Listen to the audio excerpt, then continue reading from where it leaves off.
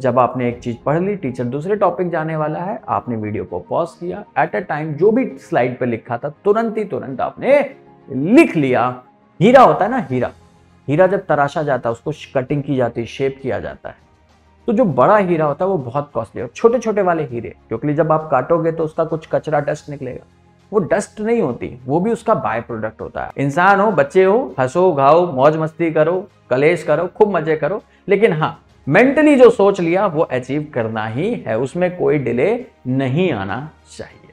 तो 10:30 से 11 घंटे का डेली तुम्हारे पास एक काम है, मतलब 50% ऑफ टाइम तुम्हें डेडिकेट करना ही पड़ेगा अगले 2 सालों तक, या जब भी तुम्हारा एग्जाम, अगर आप ड्रॉपर स्टूडेंट हैं तो उनके लिए 1 साल, कोई अगर 11th में आया तो उसे 2 साल तक डेडिकेटली ये काम करना है। दोस्त, ऑनलाइन जब आप पढ़ाई कर रहे हैं तो आपको सब कुछ बहुत बढ़िया लग रहा है, सारी चीजें बहुत बेनिफिट है, बट ये एक चीज जो है वो मैक्सिमम बच्चों का पेन पॉइंट है, नोट्स कैसे बनाएं ऑनलाइन क्लास। बहुत बड़ा एक ड्रॉबैक बच्चों को लगता है ऑनलाइन क्लासेस का।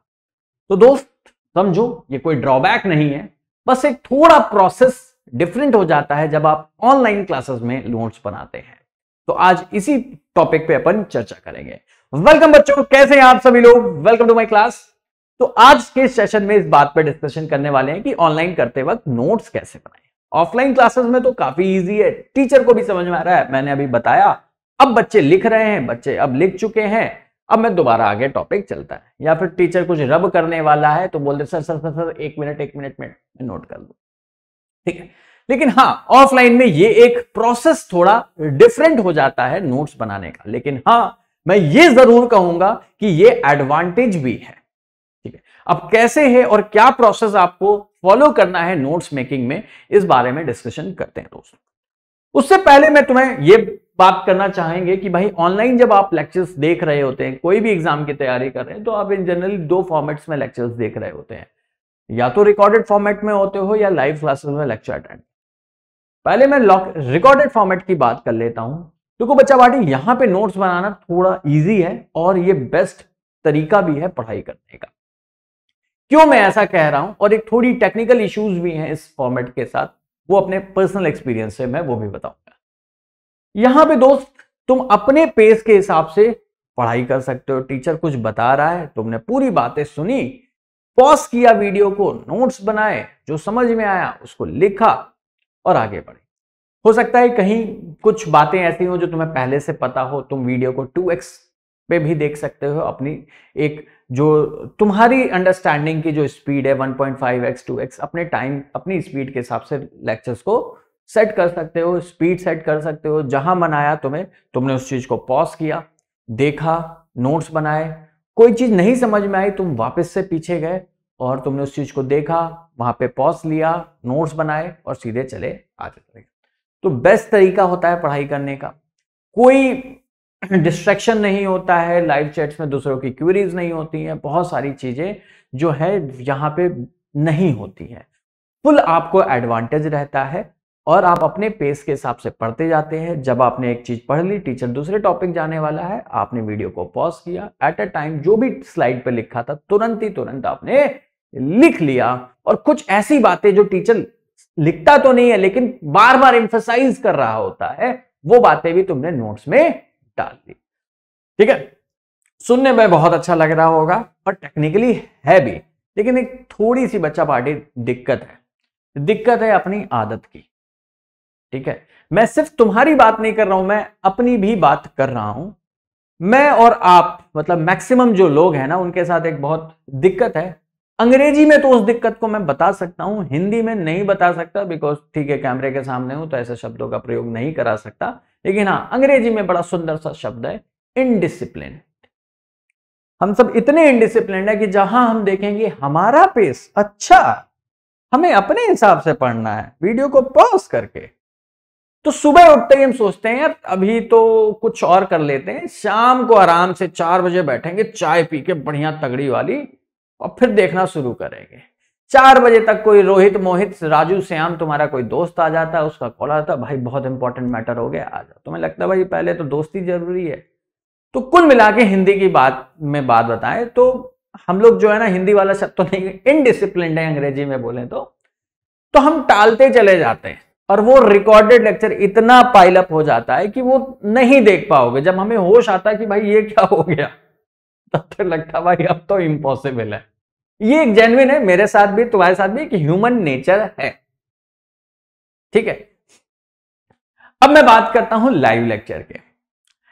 ये एक प्रैक्टिकल सॉल्यूशन ज्यादा है रिकॉर्डेड सेशन से। जिन बच्चे, जो ये नहीं कर रहे कि बेकार होते हैं, अच्छे होते हैं, बट हाँ एक अपना लेवल का एक डिसिप्लिन मेंटेन करना पड़ेगा आपको। एक शेड्यूलिंग है, आपको जब ऐसा लगेगा ना हम अपने मन से कर रहे हैं तो चीजें दिक्कत होती हैं। प्रैक्टिकली कमेंट सेक्शन में बताओ तुम यही चैलेंज फेस करते होगे। लाइव में ये जरूर है कि यार सर आए हैं, पढ़ा रहे हैं, ये एक फिक्स टाइम है और इस फिक्स टाइम पे हमें करना है, तो चलो एक वो डिसिप्लिन वाला फैक्टर जो होता है हम समझ लेते हैं कि यार 4 बजे से 4 से 5:30 क्लास है, तो हमारा माइंडसेट उसी हिसाब से 4 से 5:30 ही करना है। बस एक माइंडसेट वाली बात है। तो लाइव क्लास में सबसे बड़ा एडवांटेज ये है कि आप और मेरे जैसे लोग, ठीक है, एक एक्सटर्नल फैक्टर की सर आके पढ़ा रहे हैं तो चलो सर के साथ पढ़ लेते हैं, उसमें अपना कम से कम जो बैकलॉग है वो उतना क्रिएट नहीं होता जितना रिकॉर्डेड फॉर्मेट में हो जाता है। लेकिन अब लाइव क्लासेस के साथ अलग लेवल के चैलेंज है कि सर जब पढ़ा रहे हैं तो हम फोकस सर की बातों को सुनने में करें, या जो स्लाइड पे लिखा है या सर ने जो खुद से लिखा है उसको नोट डाउन करने में करें, नोट्स मेकिंग में अपना दिमाग लगाएं। तो ये एक चैलेंज रहता होगा लाइव क्लासेस में, क्योंकि टीचर को भी भाई कैमरे से ये तो नहीं पता चलता कि तुम अभी लिख रहे हो या लिख चुके हो, वो अगली नेक्स्ट स्लाइड पे चला जाता है, और अगर तुम पीछे जाओगे तो अगेन वो सारे इश्यूज आ जाएंगे। तो अब लाइव क्लासेस में फॉलो करते हुए कैसे आपको नोट्स बनाएं, हालांकि रिकॉर्डेड फॉर्मेट के लिए भी आप ये जो मैं आगे प्रोसेस बताने वाला हूं उस प्रोसेस को फॉलो कर सकते हैं। ठीक है, अब नोट्स बनाए, सारी चीजें सिंपल सी बात है। एक चीज और कहना चाहूंगा नोट्स के साथ अभी, फिर मैं इस प्रोसेस को समझाऊंगा। चैलेंजेस मैंने बता दिए क्या क्या होती हैं, ह्यूमन साइकोलॉजी, तुम्हारा बिहेवियर सब बता दिया।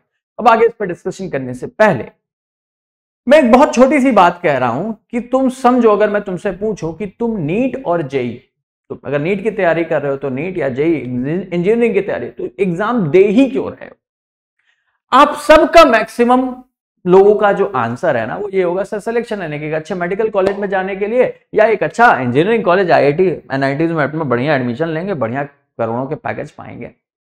तो समझो बच्चा पार्टी, पहले ये बात समझाने से पहले मैं तुम्हें एक और ज्यादा इंपॉर्टेंट चीज बताता हूं ताकि तुम्हें नोट्स मेकिंग में हेल्प मिलेगी। सच में भाई कोई भी प्रोसेस होता है ना दुनिया में, ठीक है, कोई भी तो नहीं लेकिन हाँ कुछ मोस्ट ऑफ द प्रोसेस की अगर मैं बात करूं तो उसका एक मेन प्रोडक्ट होता है और एक उसका बाय प्रोडक्ट होता है। ठीक है, जैसे मक्खन बना रहे हो तुम, मैंने लिख दिया, इतना कॉमन एग्जांपल है कि भाई सबने देख रखा हो, घर पे मलाई को मथते हैं तो उससे मट्ठा निकलता है, बटर मिल्क, छाछ जिसे कहते हैं हिंदी में, पीते हैं भाई, वो भी एक काम की चीज है, वो भी हेल्दी चीज है, हम पीते भी हैं और मार्केट में बिकता भी है।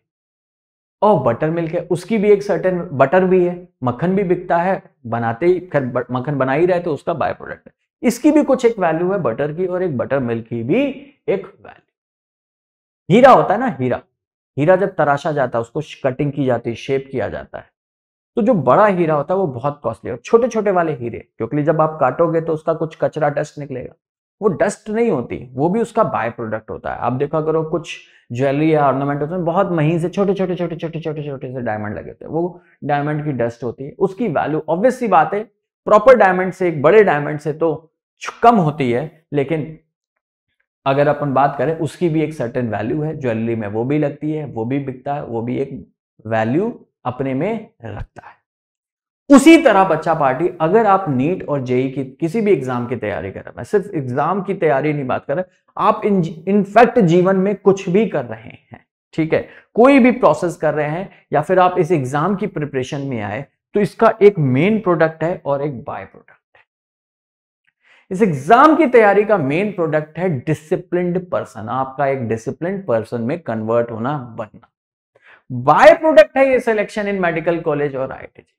और डिसिप्लिन और इनडिसिप्लिन शब्द सुन के ना तुम्हें बहुत ऐसा लगता है कि यार डिसिप्लिन मतलब ऐसे खड़े हो, बिल्कुल ठीक है, गुड हैबिट बैड मैनर्स, वो वाला डिसिप्लिन नहीं कि रोबोट बन गए, मतलब बिल्कुल ऐसे चल रहे हैं वैसे चल रहे हैं, नहीं, रोबोट नहीं बनना है। डिसिप्लिन मतलब मेंटल डिसिप्लिन होना।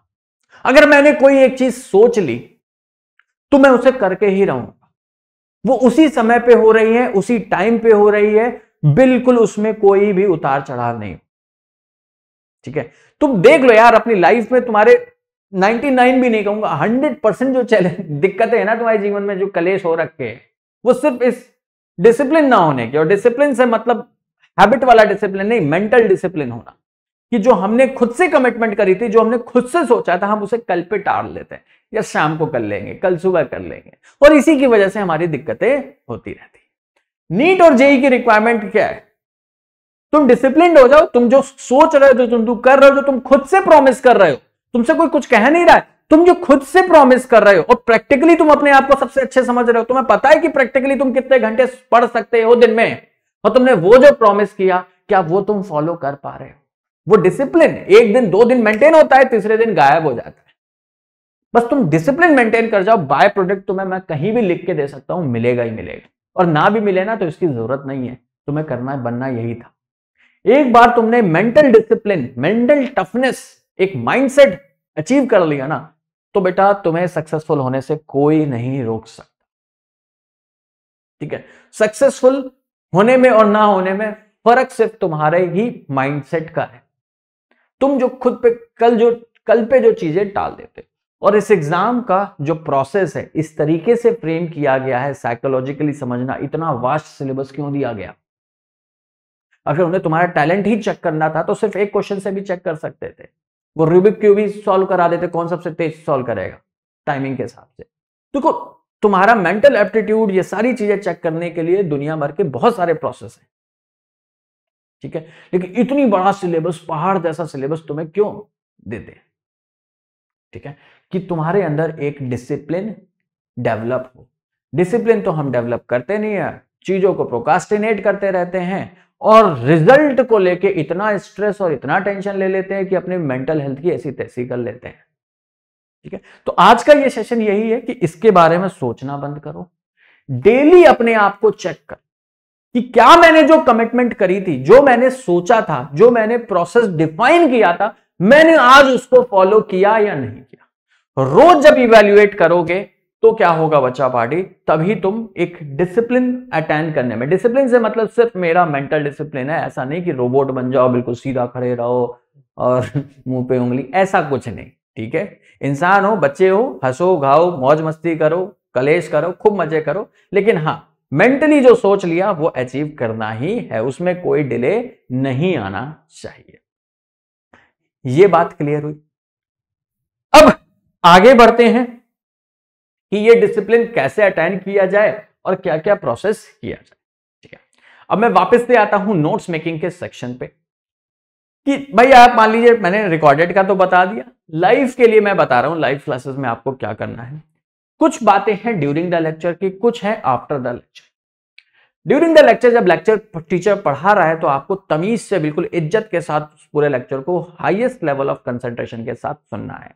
साथ में कॉपी पेन का होना अनिवार्य है, टेबल कुर्सी पे बैठा होना अनिवार्य है। बेड पे बैठ के अगर पढ़ाई कर रहे हो तो तुम पढ़ाई नहीं कर रहे। ठीक है, दूसरी बात मैं बताता हूं, ये जो टर्म है ना कि हम पढ़ रहे हैं, ये दुनिया का सबसे बड़ा स्कैम है।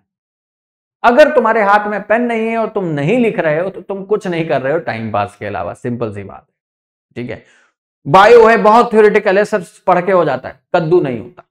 तुम जब भी पढ़ रहे हो तुम्हें लिखना पड़ेगा। तुमने 4 लाइन पढ़ी ना तो 4 लाइन पढ़ के जो भी समझा अपनी मैसेज वाली लैंग्वेज में तुम्हें लिखना पड़ेगा। इसलिए मैसेजिंग में देखो स्पेलिंग इसीलिए गलत जानबूझ के लिखी है कि समझ रहे हो, चैट करते वक्त रिया कैसी हो, या अंग्रेजी और हिंदी मिक्स करके जो बिल्कुल रनिंग लैंग्वेज है तुम्हारी, जिसमें तुम्हें सबसे लेस एफर्ट लिखते हैं, ग्रामर स्पेलिंग पर ध्यान ना दो, तुम्हारी जो रनिंग मैसेज वाली चैटिंग वाली लैंग्वेज है, तुम पहले सबसे पहले क्या करोगे, लेक्चर को सुनोगे, टीचर ने जो भी चीजें बताई उसे जल्दी से आप क्या करोगे, राइटिंग जो भी आपकी रनिंग लैंग्वेज है उसमें जो भी तुमने समझा, टीचर ने एक चीज समझाई वो अलग चीज होती है, और तुम्हारे दिमाग में क्या समझ, तुम जो समझ रहे हो, टीचर कुछ भी बता रहा है तो तुम अपने दिमाग में कुछ कंसेप्ट डेवलप कर रहे हो, कुछ समझ रहे हो, तो जो समझ रहे हो वो तुरंत लिख दो। तुम सोचो थोड़ी देर बाद लिख देंगे, नहीं, जैसे ही तुम्हें समझ में, अच्छा सर ने ये बोला, अपनी रनिंग लैंग्वेज में कॉपी में लिख लो।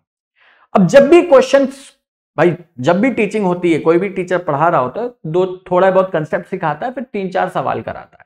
जब भी टीचर जैसे ही क्वेश्चंस दे तो क्वेश्चन को सिर्फ सॉल्व करना है। वो जो क्वेश्चन लिखा है सर ने वो तुम्हें कॉपी में नहीं लिखना। जैसे ही क्वेश्चन आए सबसे पहले फोकस करो कि तुम्हें उस क्वेश्चन को सॉल्व कर लेना है। जब आप एक बार क्वेश्चन सॉल्व कर लें, फिर टीचर का भी सॉल्यूशन देके मैच करा ले। अगर आपका सॉल्यूशन मान लो गलत था तो वहीं काट देना, ठीक है, और उसके नीचे जो करेक्ट सॉल्यूशन जो टीचर ने बताया वो तुम लिख लेना। तो ड्यूरिंग द लेक्चर तो ये काम करना है। पूरी स्लाइड का कंटेंट उतारने की जरूरत नहीं है। जो भी टीचर ने लिख रखा है वो ठीक है, जो समझाया वो इंपॉर्टेंट है। तुमने टीचर को बहुत अच्छे से सुना, जो टीचर ने समझाया, तुम्हें जो समझ में आया उस चीज को लिख दो कि तुमने ये समझा इस बात से। क्योंकि जब तुम लिखोगे तो तुरंत तुम हाथ से एक बार दोबारा रिकॉल कर रहे हो तुमने क्या समझा, और तुमने वो लिख दिया तो वो तुम्हें थोड़ी बेटर अंडरस्टैंडिंग देगा। और जब भी क्वेश्चन सॉल्व करने को दो, तुम्हारा पूरा फोकस क्वेश्चन को उतारने में बिल्कुल नहीं होना चाहिए, सिर्फ और सिर्फ क्वेश्चन को अपने मेथड जो तुमने समझा है उसके बेसिस पे सॉल्व करने के लिए होना चाहिए। उसके बाद जब टीचर दोबारा से सॉल्यूशन जब खुद सॉल्व करके दिखाए तो उसके सॉल्यूशन को देखो कि उन्होंने कैसे उस चीज को अप्रोच किया था या बताया था। ये तो प्रोसेस हो गया बच्चा पार्टी ड्यूरिंग द लेक्चर। अब होता है आफ्टर द लेक्चर क्या करना। सर ने भाई जितनी भी लाइव क्लासेस होती हैं, आफ्टर द लाइव लेक्चर क्या होता है, आपको एक पीडीएफ डाउनलोड कर मिलता है, जो टीचर जिस पे लिखा होता है वो पीडीएफ मिल जाता है। वो टीचर को सर वो पीडीएफ मिलते हो रहा है, हमें नोट्स बनाने की क्या जरूरत है। दोस्त देखो, जो खुद के हाथ से तुमने नोट्स बनाए हैं वही काम आएंगे। दुनिया भर के रिसोर्सेज बहुत है, देखो मेहनत तुम्हें ही करनी पड़ेगी। बात समझ में आ रहा है ना। तो जो टीचर नोट दे रहा है वो ठीक है, लेकिन तुम्हें अपने नोट्स बनाए। तो सबसे पहले उस डाउनलोड को पीडीएफ को डाउनलोड करो, प्रिंट करा सकते हो तो प्रिंट करा लो, नहीं तो क्या करो फिर उसके बाद अपनी नोटबुक खोलो, ये वाली जो यहां पे जो तुमने अपने कंसेप्ट बना के लिखे थे, अब वही सेम स्लाइड के साथ जो तुमने समझा है और जो टीचर ने लिखाया है उन दोनों चीज को कंबाइन करके तुम नोट्स को रिवाइज करते जाओ और लिखते जाओ। कोई भी रिवीजन, कोई भी पढ़ाई वर्बल नहीं होती। जब मैं कह रहा हूं रिवाइज, नोट्स रिवाइज करना, तो नोट्स रिवाइज करना मतलब नोट्स को लिखना ही होता है, नोट्स को पढ़ना नहीं होता। ठीक है, हम पढ़ रहे हैं, ये सबसे बड़ा स्कैम है। चाहे कोई भी सब्जेक्ट हो, कोई भी सब्जेक्ट हो, तुम पढ़ाई कर रहे हो, ये स्कैम है। अगर तुम लिख नहीं रहे हो उस काम को करते वक्त तो वो स्कैम कर रहे हो तुम अपने साथ, तुम्हें पता भी नहीं चल रहा। तो सिंपल सी बात है, जो आप रिवाइज कर रहे हो लेक्चर नोट्स को, सर के नोट्स लिए अपनी कॉपी खोली, ठीक है, जो भी नोट्स लिखे हैं सर ने, तुम्हें रिवाइज करने के लिए वो सारी चीजें लिखनी पड़ेगी। लिख दिया, वो वहां जहां पे आपने कुछ की कंसेप्ट खुद से, की पॉइंट्स, कुछ की नोट्स खुद से जो डेवलप किए थे, खुद जो समझा था वो लिखा था, बस वो वहां पे अपनी ही रिटन लैंग्वेज में वहां पे वापस से लिख दो। ये ऐसा करके आपके नोट्स हो चुके हैं अब तैयार। इस नोट्स को करने के बाद आपको क्या करना है दोस्त, क्वेश्चंस को सॉल्व करना है। वही मैंने प्रोसेस बता दिया कि भाई लेक्चर अटेंड करना है, जनरली 90 मिनट्स का ही लेक्चर होता है। उसके बाद आपको रिवीजन करना है या फिर नोट्स बनाने हैं। रिवीजन और नोट्स एक ही बात होता है। रिवीजन कर रहे हैं मतलब लिख के कर रहे हैं। तो जो टीचर ने पीडीएफ शेयर किया वो और जो तुमने खुद से लिया था उन दोनों को कंबाइन कर लेना है, ठीक है, और साफ सुथरे एक नोट्स बना लेने हैं खुद के हैंड रिटन। 2 कलर के पेन का यूज करना, काला नीला, काले से हेडिंग, नीले से लिखना और काले पेन से बॉक्स में ही डाल देना। 3-4 कलर की चित्रकारी करने में टाइम वेस्ट मत करना। ये मेरा पर्सनल ओपिनियन है, तुम्हें करनी है करो। ये प्रोसेस करने में हार्डली तुम्हें 45 मिनट्स लगेंगे। बहुत सुंदर बनाने की कोशिश मत करना। तुम्हारे ही नोट्स है, तुमने ही लिखे हैं, तुम्हारे लिए रीडेबल होंगे। तुम्हें कहीं फ्रेम करा के दिखाने नहीं, देखो कितना सुंदर बना है, ठीक है। तुम ऐसे नोट्स बनाओ जिससे तुम फास्टेस्ट रिवाइज कर सकते हो, सिंपल सी बात है। और फिर बात करते हैं, जब आपने नोट्स बना लिए उसके बाद सेम डे पे आपको जो भी सर ने क्वेश्चंस दिए, होमवर्क दिया है, वो पूरा का पूरा होमवर्क आपको सॉल्व करना है। एक चीज और मैं बताना भूल गया दोस्त, जब आप ये वाले नोट्स, शॉर्ट नोट्स बना रहे होंगे तो क्लास में सर ने क्वेश्चंस भी कराए होंगे। वो क्वेश्चन लिखने के बाद तुम सॉल्यूशन सर ने जो पीडीएफ दिया है वो तुरंत बिल्कुल नहीं देखना। वापस से जितने भी क्लास के सवाल है तुम सिर्फ क्वेश्चन लिखोगे और बिना किसी हेल्प के, बिना नोट्स को देखे, कोई से भी नोट खुद से सॉल्व करने की कोशिश करोगे, ठीक है। हो जाता है तो वेल एंड गुड है, नहीं होता तो तुम जो सर ने नोट्स में क्वेश्चन जिस तरीके जो सॉल्यूशन कराया था तो वो लिखोगे।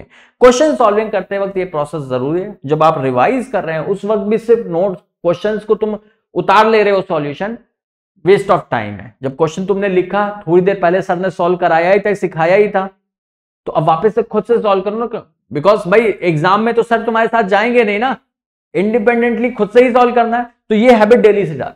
जब आप फाइनल नोट्स बना रहे होंगे उसमें जब क्वेश्चन लिखने के बाद नोट्स जो पीडीएफ है उसे हटा देंगे, खुद से सॉल्व करेंगे और देखोगे कि क्या तुमने सही आंसर अचीव किया जो सर ने अचीव किया। मोस्टली सही ही आएगा, ऐसा नहीं कि इस प्रोसेस में थोड़े, क्योंकि आज ही कर रहे हो तो ये प्रोसेस तुम 4 दिन बाद नहीं कर रहे हो, आज लेक्चर दिया आज ही कर रहे हो तो 90% सॉल्यूशन ठीक ही आते हैं, तो कोई बहुत दिक्कत आती नहीं। ठीक है, लेक्चर नोट्स को रिवाइज किया, 45 मिनट करीब इसमें लगेंगे। फिर उसके बाद आप वापस से क्वेश्चंस, भाई सर ने पढ़ाया, नोट्स बनाओगे, उसके बाद सर ने कुछ होमवर्क दिया होगा, वो होमवर्क को आप सॉल्व करोगे। 1 घंटे से ज्यादा अगर डेली कर रहे हो तो होमवर्क सॉल्व करने में नहीं लगता। जनरली सर कोई भी टीचर 10 से 20 सवाल लगता है, किसी भी सब्जेक्ट के हो 10 से 20 सवाल करने में 1 घंटे से ज्यादा लग ही नहीं सकता। मैं मैक्सिमम साइज पे जाके बता रहा हूं। क्वेश्चन एक बार सॉल्व कर लिए उसके बाद मोस्ट इंपॉर्टेंट पार्ट आता है नोट्स मेकिंग का, कि फिर वापस से 15 मिनट देने हैं तुम्हें रिवीजन और नोट्स। फिर तुम्हें ये एनालाइज करना है कि यार देखो, question solving is itself is a very different part और नोट्स थ्योरी एक डिफरेंट पार्ट है। तो तुम्हें जब क्वेश्चन सॉल्व कर लोगे तो तुम्हें समझ में आएगा आज जो कुछ भी पढ़ा उसमें क्वेश्चन सॉल्विंग में, न्यूमेरिकल सॉल्विंग में जो सबसे इंपॉर्टेंट, जो सबसे ज्यादा बार यूज आ रहे हैं वो ये कंसेप्ट है, उन पे इंपॉर्टेंट मार्क। या फिर जो तुमने नोट्स बनाए हैं, तुमने क्वेश्चन सॉल्व करते वक्त देखा यार ये डिफिकल्टी आ रही थी, फिर मैंने ये चेंजेस किए तो मैंने सॉल्व सही से करना। तो जो पहला प्रोसेस था ना, तुमने क्या समझा है अपनी लैंग्वेज में, और फाइनली जब ये यहां पे तुम क्वेश्चन सॉल्व करके निकलोगे तो तुम्हें समझ में आएगा मैंने जो समझा था थोड़ा तो गलत था वो। फिर तुम उसे फाइनली क्वेश्चन सॉल्व करने के बाद वापस से नोट्स में आओगे, फिर मार्किंग दोगे, यार इस कंसेप्ट में ऐसे ऐसे सवाल करते हैं, स्टेप 1 ये होता है, स्टेप 2 ये होता है, स्टेप 3, छोटा छोटा कीवर्ड्स में तुम वहां पे लिख देना। ठीक है, इस प्रोसेस को करके आपके नोट्स कंप्लीट हो जाएंगे और ये प्रोसेस आपको डेली करना है। अब अगेन तुम देखो बच्चा पार्टी, सिंपल सी बात है, 90 मिनट ये, 45 मिनट ये, 15 मिनट ये, कितने हो गए, 2.5 घंटा और 1 घंटा, 3.5 घंटा डेली देना है एक सब्जेक्ट को। 3 सब्जेक्ट है तुम्हारे पास, ठीक है, तो 10.5 से 11 घंटे का डेली तुम्हारे पास एक काम है। मतलब 50% ऑफ टाइम तुम्हें डेडिकेट करना ही पड़ेगा अगले 2 सालों तक, या जब भी तुम्हारा एग्जाम, अगर आप ड्रॉपर स्टूडेंट हैं तो उनके लिए 1 साल, कोई अगर 11th में आया तो उसे 2 साल तक डेडिकेटली ये काम करना है। मतलब 50% ऑफ डेली रूटीन तुम्हें बिल्कुल एक डिसिप्लिन के साथ फॉलो करना है। ठीक है, वही मैं कह रहा हूं कि जो नोट्स मेकिंग है कि डिसिप्लिन बिल्डिंग हैबिट है। ठीक है, तुम रोज अपने आप को चेक करोगे कि क्या मैंने आज का दिन सही यूटिलाइज किया। उसका तरीका यह है कि जितने भी स्टेप थे ये डिफाइन किए हैं सर ने, क्या ये मैंने फॉलो किए। मैं बता रहा हूं दोस्त, नहीं होगा तुमसे ये, लेकिन तुम बार बार ट्राई करते ना, डिसिप्लिन टूटेगा, लेकिन धीमे धीमे तुम देखोगे 1-2 महीने बाद तुम्हारा ये डिसिप्लिन बन जाएगा। और एक बार ये डिसिप्लिन बन जाएगा तो ये 3.5 घंटे का काम तुम देखोगे 90 मिनट का लेक्चर, और टोटल तुम्हें मिला के 1 घंटा 1.5 घंटा और लगेगा। तुम ये सारा प्रोसेस कर कुरा के, क्वेश्चन सॉल्व कर कुरा के खत्म कर दोगे, बैठ जाओगे, और तुम्हारे नोट्स भी पक्के हैं, तुम्हारा रिवाइज भी हो गया। तुम देखोगे तुम्हारी कंसेप्चुअल अंडरस्टैंडिंग भी सब्जेक्ट की बहुत अच्छी होती जा रही है। तुम्हें जो कंटिन्यूसली ये फील आता है कि यार पुराना पढ़ा हुआ भूल गया, वो नहीं आएगा। और जब इन नोट्स से तुम रिवाइज करोगे, मतलब इस तरीके से जब तुमने चैप्टर के नोट्स बनाए हैं, जब चैप्टर खत्म होने के बाद तुम उन चैप्टर नोट्स को से चैप्टर को रिवाइज करोगे, हार्डली मैं बता रहा हूं आधे घंटे में पूरा चैप्टर तुम्हारा रिवाइज हो जाएगा। बट अगेन ये दिखने में, सुनने में जितना इजी लग रहा है, जब डिसिप्लिन वाइज तुम इसे करने उतरोगे डेली तो देखोगे ये बहुत डिफिकल्ट। आजकल एक इंस्टाग्राम पे, यूट्यूब पे बहुत फेमस 75 हार्ड चैलेंज चल, ठीक है, वो सच में बहुत हार्ड है दोस्त। 75 दिन तक सेम रूटीन फॉलो करना, वो डिसिप्लिन, वो माइंडसेट डेवलप करना बहुत डिफिकल्ट। कभी मतलब जो लोग थोड़े मान लो फैटी हैं, जिनका वेट ज्यादा है, वो सोचते हैं यार मैं डाइटिंग करूंगा। डाइटिंग करना, भूखे रहना उतना डिफिकल्ट नहीं है, लेकिन वो डिसिप्लिन डेली कर पाना, वो चीजें वो दूसरे तीसरे चौथे दिन ऐसा लगता है यार आज एक चीट मील खा ही लेते हैं, फिर वो टूट जाता है।